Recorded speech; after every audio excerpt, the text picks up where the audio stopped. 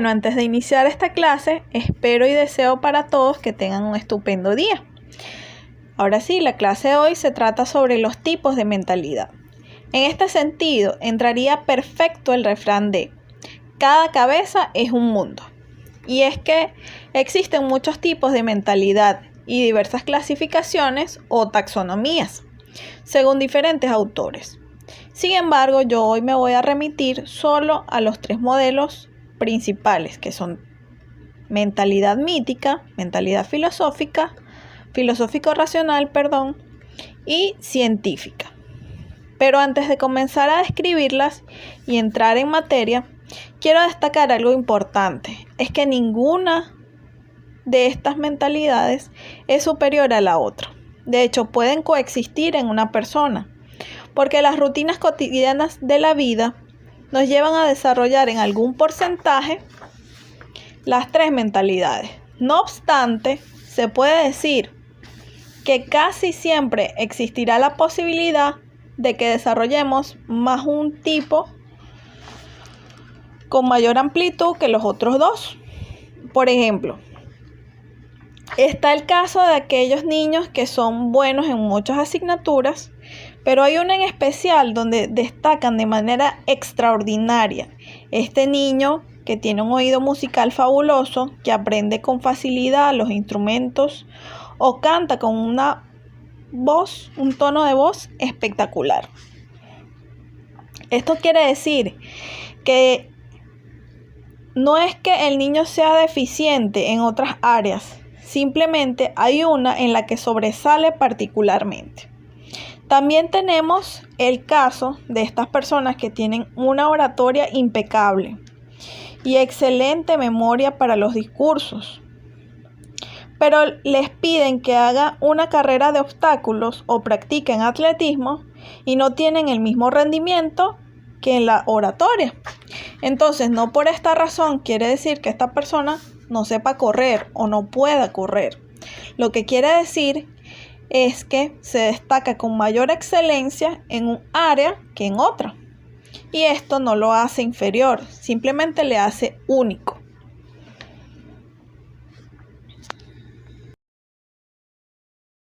Mentalidad mítica. Para hablar de esta mentalidad es conveniente describir qué es un mito. Si nos vamos al diccionario, un mito es un relato de los tiempos fabulosos y heroicos, de sentido generalmente simbólico. Por ejemplo, los mitos griegos.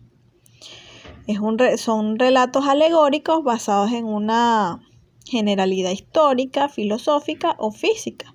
Por ejemplo, el mito del sol. Antes se pensaba que el sol era una deidad. Bueno, pero si nos vamos a un sentido un poco más amplio, los mitos son el primer intento para dar respuesta a las interrogantes más profundas respecto de la naturaleza, la sociedad y el ser humano. Responden a las mismas cuestiones a las que más tarde responderá la filosofía y la ciencia. A pesar de ser muy diferentes, el pensamiento mítico y el filosófico, ambos tienen algo en común. Y es que responden al intento humano de darle sentido a toda la realidad. Pero entonces, ¿qué es la mentalidad mítica? Pues es aquella basada en lo simbólico, lo intuitivo, la curiosidad y el asombro. Y posee las siguientes características. Atribuye características propias del comportamiento humano a fuerzas de la naturaleza que no controla, animales u objetos a los que atribuye poderes especiales o reconoce como divinidad. Tal es el caso de la civilización ubicada en México, que tenía como dios a una serpiente emplumada en tiempo atrás. Bueno, otra característica es que se busca la clave para solucionar los problemas en elementos sobrenaturales que el ser humano no controla y que actúan por azar. Prevalece la imaginación sobre la razón. Se valora más lo expresable en imágenes concretas que lo captable por razonamientos intelectuales. Es una mentalidad poco crítica. Es una mentalidad un tanto fatalista. Se piensa que lo que sucede es irremediable porque obedece a la voluntad superior, es decir, a una deidad. Por lo tanto, tiene una tendencia a la resignación. Por otro lado, existe propensión a actuar por impulsos irracionales más que por razonamientos. Se valora el miedo y las amenazas como factor de motivación, la violencia y el militarismo como forma de defensa.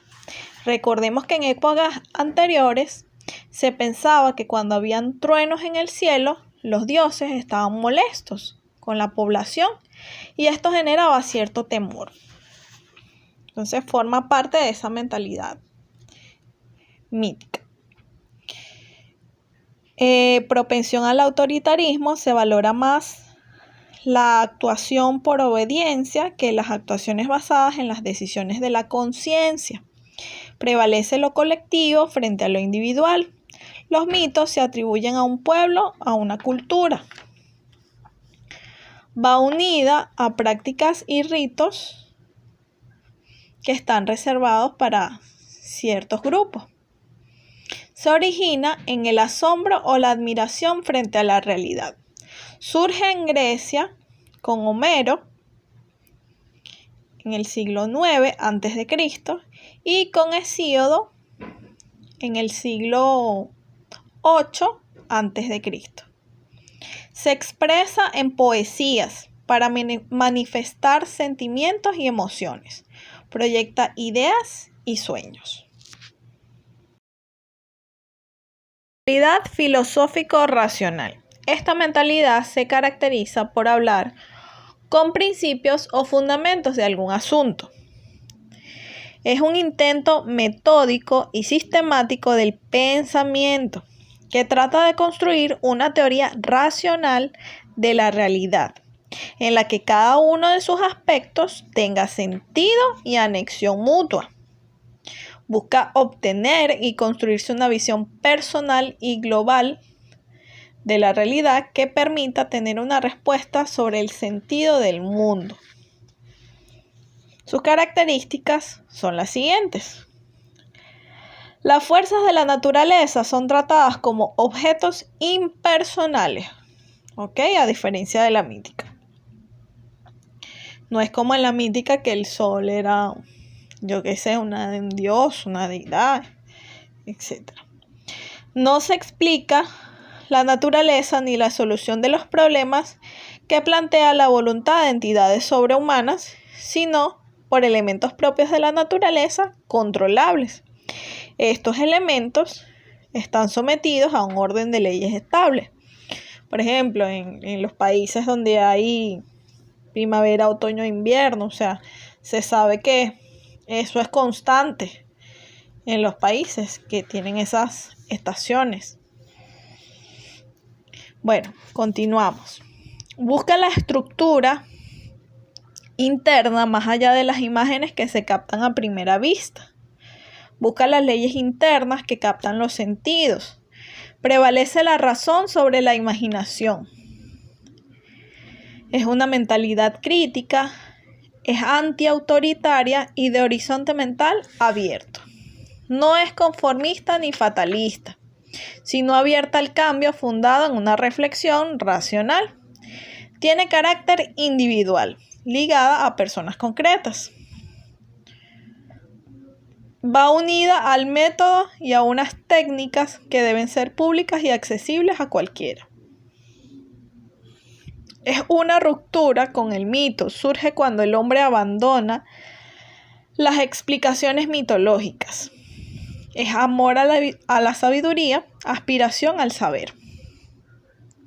Su primera preocupación fue el saber acerca de la naturaleza y del hombre. Luego buscó conciliar la razón con la fe. Posteriormente se ocupó del hombre, su mundo, sus relaciones con ese mundo, su existencia, sus problemas contingentes, su lenguaje, su forma de hacer ciencia, el conocer humano, entre otras cosas. Exposición racional ante la totalidad de lo real.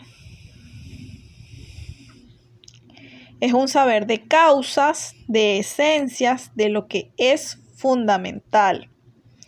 Es discursivo, simbólico, sistemático, racional, estructurado, mas no verificable o cuantificable.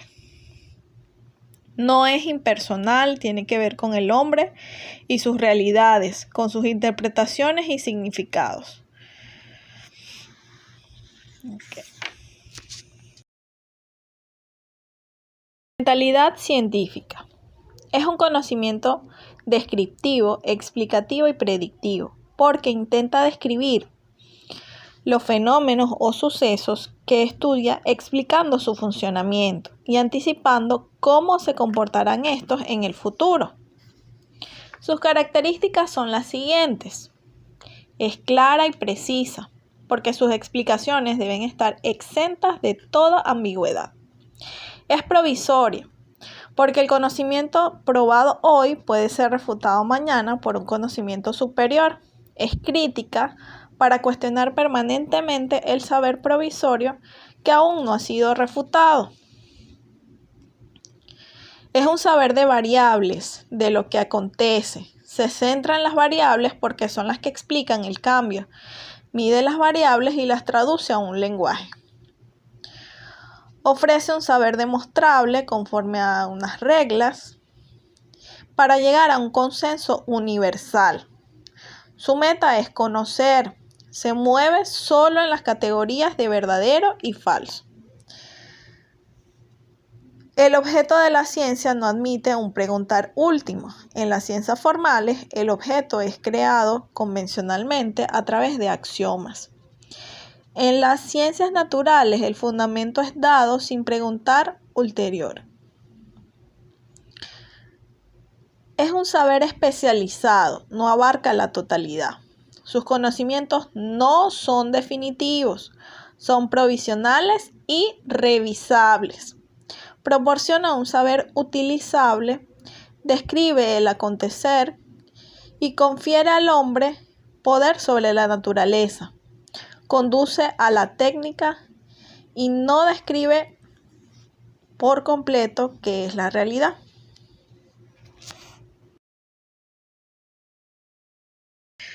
Para ir culminando, me gustaría que ustedes respondieran estas dos preguntitas y bueno, me dijeran cuál es su opinión, su versión de las cosas y qué les pareció la clase. ¿Ok? Muchísimas gracias por su atención, gracias por ver este video, por escucharme. Espero que haya sido de su agrado y que les pueda servir de algo, que es lo más importante en su aprendizaje. ¿Ok? Feliz día.